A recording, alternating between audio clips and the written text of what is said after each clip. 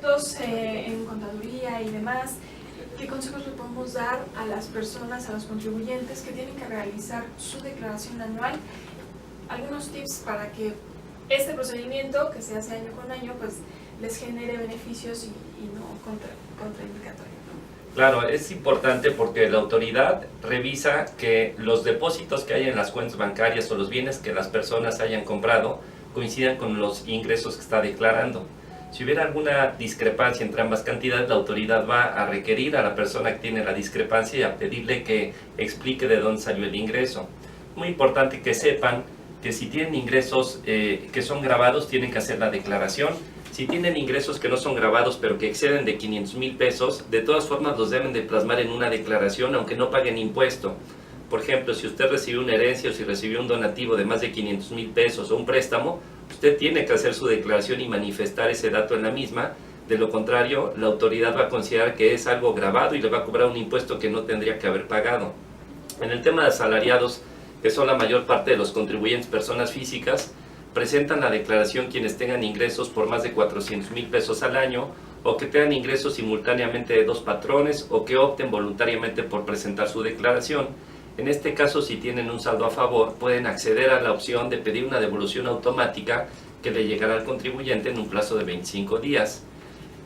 En el caso de deducciones, es bien importante saber que los asalariados o cualquier persona física, pero en particular creo que puede interesar a los asalariados, que pueden deducir sus gastos médicos y también sus gastos de atención psicológica y también en algunos casos de discapacidades los gastos de prótesis y de estudios clínicos, y también lo pueden hacer de sus descendientes o también lo pueden hacer de los ascendientes y de la esposa o concubina.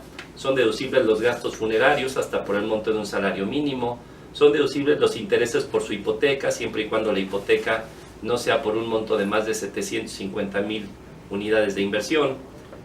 Son deducibles los gastos hospitalarios, son deducibles los donativos que se hagan. Entonces, si usted tiene este tipo de deducciones, es bueno que tenga sus comprobantes fiscales y que sepa que pueden ser hasta por 5 salarios mínimos el monto total a deducir o 15% de su ingreso. Hay una estadística, ustedes como expertos de saber cuántos de cada 10 contribuyentes cumplen con esta obligación. Pues sí, hay más de 30 y tantos millones de contribuyentes personas físicas. Habrá que revisar pasando el periodo de declaraciones cuántos cumplieron, pero es bien importante también entender que hay muchísimos que no cumplen. Aquí atendemos y damos consultoría a mucha gente que no presenta su declaración, pero que sí tiene ingresos en el extranjero, que tiene ingresos por intereses, por venta de acciones de compañías y que no los declara en México. Hay que recordar que México tiene casi 100 acuerdos de intercambio de información con las principales economías del mundo y que automáticamente en el año siguiente al que ocurren las operaciones se intercambian información, los países se reportan y si alguien tiene ingresos que no está declarando, la autoridad fiscal lo va a cachar y le va a requerir que pague el impuesto más las multas más los recargos. Por eso es importante que se presente la declaración para evitarse la imposición de estas sanciones. ¿En periodos anteriores hay un estimado de cuántos sí hacen esta declaración? Sí, el grado de cumplimiento en asalariados es muy alto, no tengo un porcentaje exacto en este momento, porque son muy fáciles de fiscalizar. Los que tienen ingresos por arrendamiento, la evasión es tremenda. Hay un estudio que hizo el año pasado la Universidad de las Américas, que hace cada año, donde estima que hay como 30,000 millones de pesos que no se recaudan por gente que renta sus casas y no da recibo y no presenta la declaración. Y así en cada tipo de ingreso de personas físicas hay estudios de cuánto es el monto de la evasión.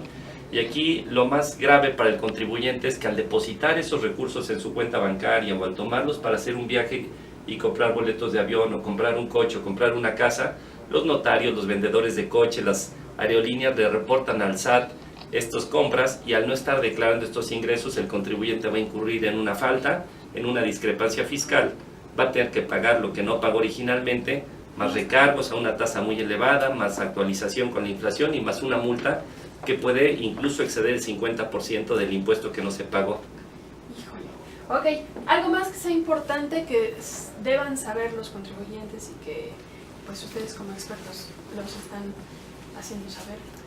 En materia fiscal hay mucha complejidad. Si usted es asalariado, puede hacer usted su propia declaración. En la página del SAT le van a botar los datos que tiene ya el SAT registrados por los comprobantes fiscales que los mismos pagadores de sueldos, los empleados, emiten. Si usted tiene ingresos por intereses, por rentas, por actividades empresariales, por dividendos, yo le aconsejo que consulte un experto, porque la ley fiscal tiene muchas complejidades y aquí los errores pueden acarrear multas que al final van a ser más caras que haber pedido la ayuda correspondiente con anticipación.